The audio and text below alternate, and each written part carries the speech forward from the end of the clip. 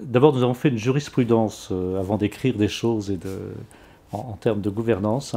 Nous avons d'abord pratiqué une jurisprudence pendant 3 à 4 ans et nous avons écrit seulement très récemment comment nous faisions.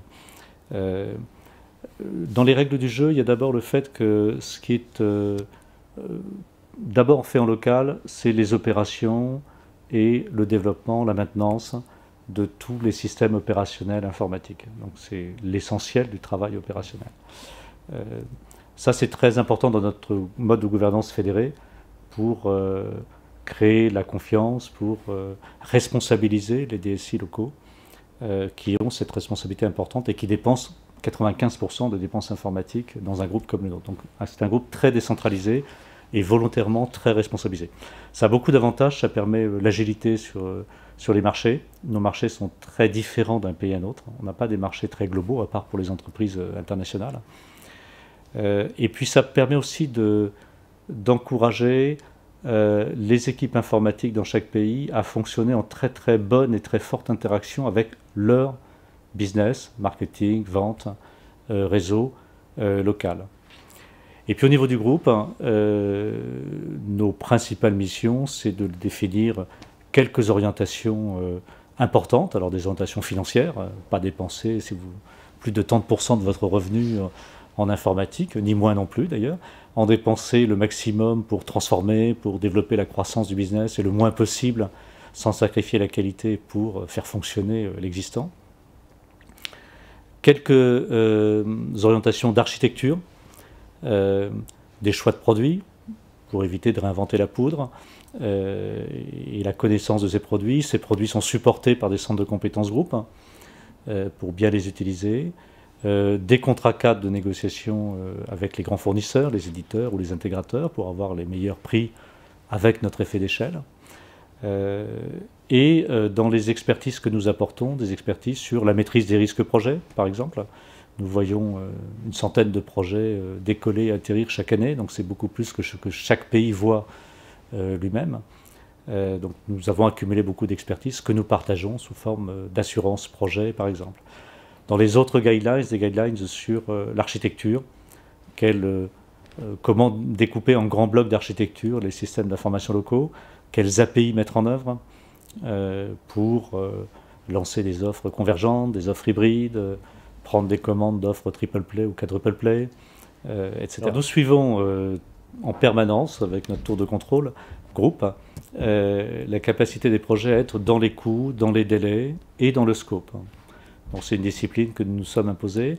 Et puis nous avons aussi, dès les comités d'investissement, mis en place un dispositif d'assurance projet, qui sont des audits réguliers des projets, pour vérifier qu'ils ont bien identifié leurs risques principaux et que ces risques sont maîtrisés.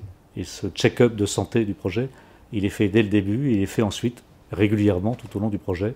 Chaque projet, un projet qui dure 1 an et demi, qui sont des gros projets pour nous, a au moins 3 ou 4 check-ups de santé en cours de route. Voilà. Et ça permet d'arriver à peu près dans les coûts, à peu près dans les délais et à peu près dans la scope, sachant que les plus gros projets sont toujours les plus risqués, donc nous essayons aussi de réduire le nombre de très gros projets.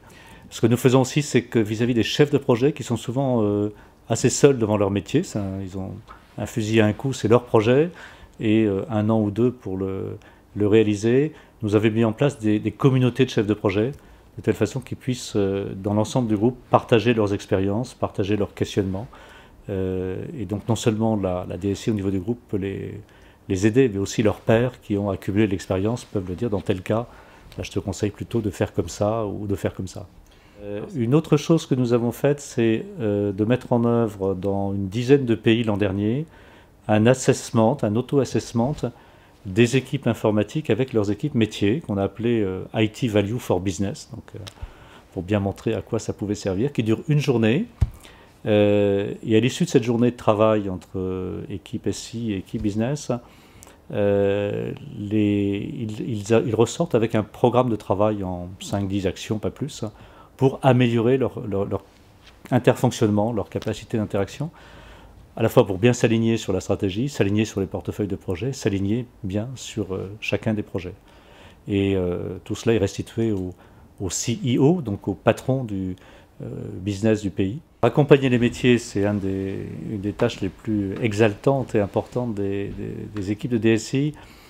Le fait, pour moi, comme DSI, d'avoir fait les 2/3 de mon expérience professionnelle dans les métiers m'aide beaucoup, parce que ça me permet de rentrer en interaction très facilement avec les métiers pour comprendre ce qu'ils veulent, pour discuter avec eux, pour trouver des compromis, des trade-offs, comprendre vite ce qui est facile à faire pour répondre à l'essentiel de ce qu'ils voudraient, et puis leur expliquer que ça peut être beaucoup plus compliqué de répondre à l'exhaustivité de ce qu'ils veulent.